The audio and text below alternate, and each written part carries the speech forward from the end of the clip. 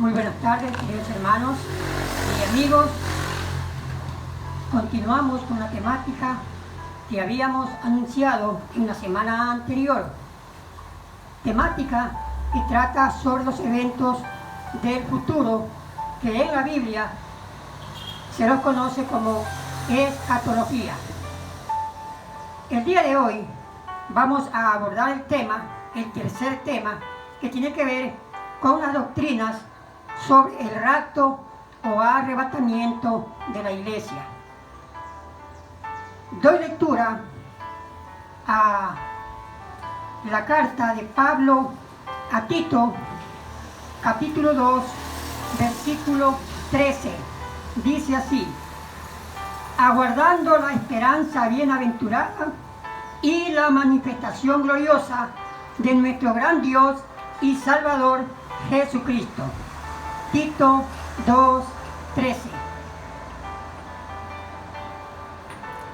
El arrebatamiento, la doctrina de la traslación de la iglesia, tiene 4 postulados, y en cada uno de ellos sus demandantes tratan de poner sus puntos de vista con respecto a la segunda venida de Jesucristo por la iglesia. Cada grupo toma como fundamento la palabra de Dios, escogiendo textos bíblicos que dan sustento a sus creencias. Así entonces, los intérpretes de la escuela premilenaria están divididos en estos 4 grupos o 4 doctrinas, de los que hoy veremos una de ellas, para luego determinar finalmente con cuál de estas ponencias nos quedamos de acuerdo a la palabra de Dios. Estas posturas, ¿verdad?, son las que la Biblia las registra. Pero antes de abordar el tema de hoy, como introducción, miremos 4 términos en la Biblia cuyos significados hacen referencia al regreso de Jesús por los suyos, por la iglesia. 4 términos que tienen que ver con la segunda venida del Señor. El primero es el término griego parousia. Significa presencia, llegada, estar cerca o al lado de. Y en los textos bíblicos que hacen referencia a esta palabra se encuentran el primero en 2 a los Corintios capítulo 10 versículo 10. Ese es uno de los tantos temas. 2 a los Corintios 10:10 dice así la palabra de Dios: porque la verdad, dicen, las cartas son duras y fuertes, mas la presencia corporal débil y la palabra menospreciable. Ese es el primer término en donde aparece en la Biblia, en el griego, el término parousia. 2 a los Corintios 10:10. En el mundo griego, este término se aplicaba a la llegada sorpresiva de un emperador o rey. En la escatología bíblica se aplica a la segunda venida del Señor y Salvador Jesucristo. Así que ese es el primer término de la venida del Señor, parousia. El segundo término es maranata, palabra aramea que significa Señor nuestro, ven, o nuestro Señor ha venido o está presente. En el Nuevo Testamento, esta palabra aparece únicamente en 1 a los Corintios 16:22. Y quiero dar lectura a este versículo. Dice así, 1 a los Corintios 16:22. El que no amare al Señor Jesucristo sea anatema, el Señor viene. Ese es el versículo correspondiente a este término, Maranata, Cristo viene. El tercer término es Apocalipsis. En el griego significa descubrimiento, revelación. También hace referencia a la segunda venida de Jesucristo. Y un versículo que voy a dar lectura sobre este término está en 1 de Pedro 4:3. Dice así este versículo. 1 de Pedro 4:13. Sino gozaos por cuanto sois participantes de los padecimientos de Cristo, para que también en la revelación, Apocalipsis, en la revelación de su gloria, os gocéis con gran alegría. Ese es uno de los tantos temas o versículos que hablan acerca del término Apocalipsis. El cuarto término o palabra es Epifanía. En el griego significa traer a la luz o hacer brillar, manifestarse o aparecer. Así, en la primera manifestación de Jesús al mundo, y eso lo podemos ver en Lucas, el Evangelio, capítulo 1, el versículo 79. Lucas 1, 79, dice así la palabra de Dios. Para dar luz a los que habitan en las tinieblas y en sombra de muerte, para encaminar nuestros pies por camino de paz. Eso es lo que hace referencia la palabra Epifanía, a la primera venida de Jesucristo a este mundo. También hay otro versículo en Tito 2:13, que fue el que di inicio, que dice así: aguardando la esperanza bienaventurada y la manifestación gloriosa de nuestro gran Dios y Señor Jesucristo. Miren, ahí están las dos venidas. La primera en el nacimiento de Cristo y la segunda que está por darse, que será en la segunda venida de nuestro Señor Jesucristo. Así que, hermanos, ahí tenemos los cuatro términos que hacen referencia a la segunda venida de nuestro Señor y Salvador Jesucristo: Parousia, Maranata, Apocalipsis y Epifanía. Ahora sí, entremos a ver la primera doctrina, que habla del traslado parcial de la iglesia. Los que sostienen esta ponencia o postulado afirman que el traslado o arrebatamiento se dará en dos tiempos, por eso el término parcial, distantes el uno del otro para la iglesia. Empecemos atendiendo esto. Primero, ¿cuándo o quién constituye la iglesia? En el Nuevo Testamento tenemos la primera orden que dio el mismo Señor Jesucristo en cuanto al establecimiento futuro de la iglesia, y se encuentra en el Evangelio de Mateo, capítulo 16, versículo 18. Dice así la palabra: y yo también te digo que tú eres Pedro, y sobre esta roca edificaré mi iglesia, y las puertas del Hades no prevalecerán contra ella. Miren, hermanos, allí tenemos la primera institución dada por Jesucristo de lo que en el futuro sería la iglesia.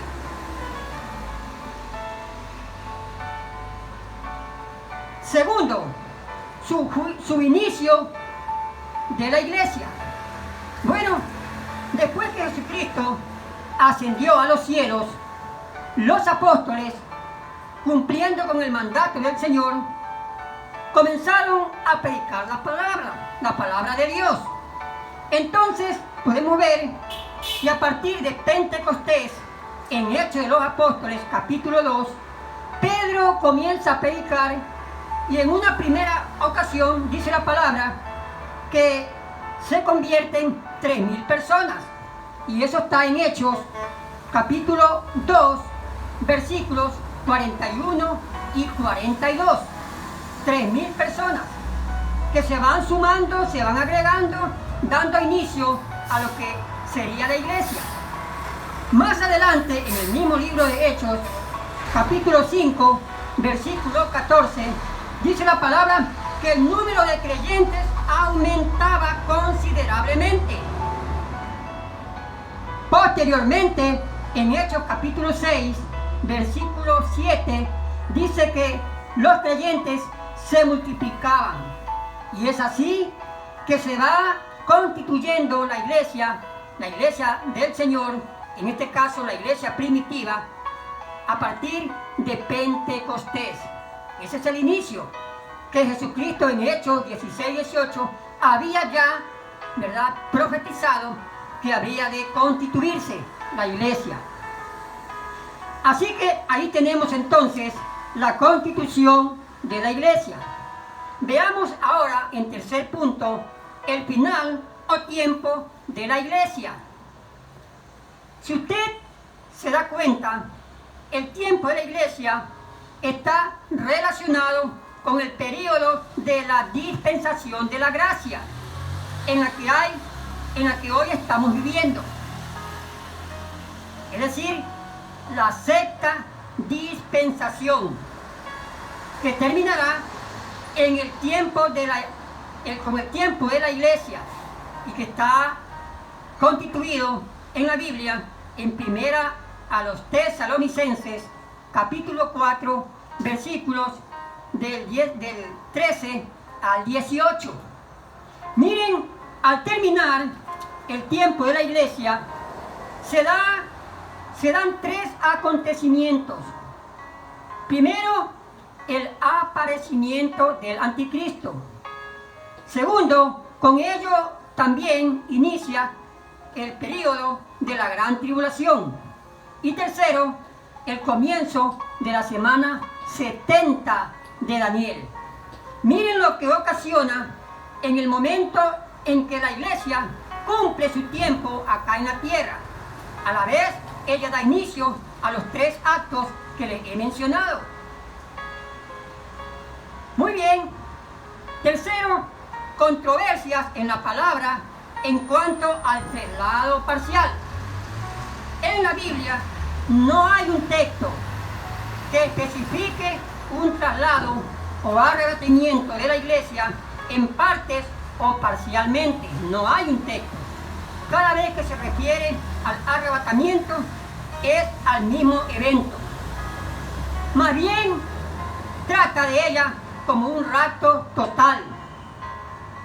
Segundo, se debe cotejar correctamente los textos que hablan específicamente o para Israel como pueblo de Dios o para la iglesia como la esposa del Cordero. Allí radica el punto. Establecer para qué se escribió o para quién se escribió esa parte de la Biblia, ese versículo, si fue para Israel o fue para la iglesia. Miremos o consideremos dos textos. El primero en Mateo 24:40. Mateo 24:40 dice así: entonces estarán dos en el campo, el uno será tomado y el otro será dejado. Y luego Mateo capítulo 25 del 1 al 13, en donde se nos narra, ¿verdad?, la parábola de las 10 vírgenes. Estos dos textos de Mateo 24 y Mateo 25 son versículos específicamente para el pueblo de Israel. no para la iglesia. Eso es importante. Que la iglesia, nosotros, de allí podamos sacar enseñanzas para estar velando, apercibidos para la venida del Señor, eso también es cierto. Pero no nos dicen estos dos textos que son para la iglesia, sino para el pueblo de Israel. Allí comienzan entonces las discrepancias. De lo visto anteriormente, punto 3, además, estos dos textos de Mateo 24 y Mateo 25 son para el tiempo de la tribulación. Tiempo en el cual la iglesia no estará acá en la tierra. Así que miren las discrepancias. Cuarto, si aceptamos, ¿verdad?, el traslado parcial, tendría que negarse la unidad del cuerpo de Cristo, la iglesia. Efesios 5:30 habla como un solo cuerpo, no dos partes, para que haya un arrebatamiento parcial. Quinto, tendrán que negarse también la resurrección total de los creyentes en Cristo que murieron en el tiempo de la iglesia. Y primera a los Tesalonicenses, capítulo 4, versículos 17 y 18, específicamente habla de una sola resurrección para recibir al Señor en el aire, que ha venido a arrebatar su iglesia. 6. No hay en la Biblia dos tribunales para que la iglesia comparezca delante de Cristo para recibir las recompensas. Solamente hay uno, un evento. Y hay dos versículos que hablan de aquello, pero refiriéndose a lo mismo. Y el primero está en Romanos capítulo 14, versículo 10. Doy lectura a este texto que es muy importante también. Romanos 14, 10 dice la palabra: pero tú, ¿por qué juzgas a tu hermano? O tú también, ¿por qué no apreciáis a tu hermano?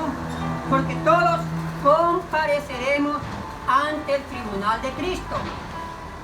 Y el otro texto que se refiere al mismo evento se encuentra en 2 a los Corintios 5, 10. Miren lo que dice acá este versículo. Porque es necesario que todos nosotros comparezcamos ante el tribunal de Cristo, para que cada uno reciba según lo que haya hecho mientras estaba en el cuerpo, sea bueno o sea malo. Así que hay solamente un evento para la iglesia allá en el cielo, que será estar ante el tribunal de Cristo para recibir los galardones, los premios por nuestro trabajo en la obra de Dios. No hay dos lugares o dos tiempos para esto. Número 7. No hay en la Biblia tampoco que indique dos momentos de arrebatamiento o traslado de la iglesia. Todos los textos que hablan sobre esta profecía apuntan al mismo evento. Y Pablo, en primera a los Tesalonicenses, es la porción bíblica que más habla sobre este arrebatamiento o traslado de la iglesia. Así que ahí tenemos al menos siete ponencias bíblicas que no aceptaríamos entonces que el traslado de la iglesia se dé en dos tiempos o parcialmente. Es uno solo.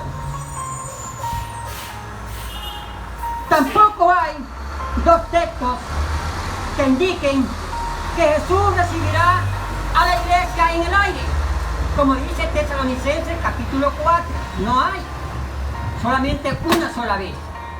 Así que allí tenemos entonces todos estos versículos que nos hacen ver que el traslado de la iglesia no será parcial, será de una vez por siempre. No olvidemos que Dios tiene dos programas diferentes. El uno será para Israel como pueblo de Dios y el otro será para la iglesia como la esposa del Cordero. Así que esta ponencia entonces en cuanto al traslado parcial no tiene una base bíblica específica. No hay dos arrebatamientos o dos traslados de la iglesia, solo hay uno. Hoy hemos visto entonces esta ponencia. El día de mañana seguiremos con la segunda ponencia acerca del traslado de la iglesia, y será pues a partir de la ponencia del traslado durante la tribulación. Que el Señor nos bendiga, que el Señor nos ayude para que el día de mañana podamos estar estudiando la palabra de Dios. Dios les bendiga, hermanos. Amén.